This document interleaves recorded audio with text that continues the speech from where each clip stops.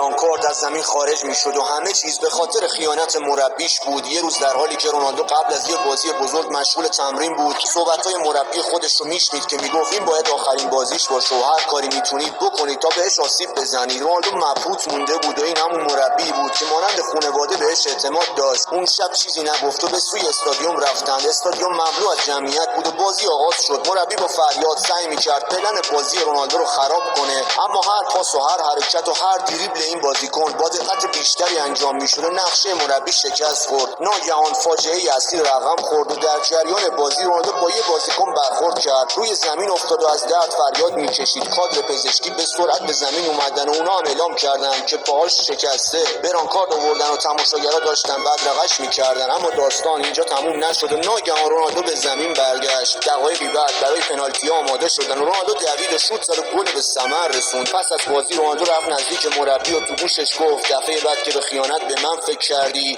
بدون که خیلی‌ها می‌خواستن به من آسیب بزنن و تو نه اولین یا نه آخرین. اگر باور داری رونالدو یه گوت واقعی، لایک کن و کامنت قلب قرمز براش بذار. رونالدو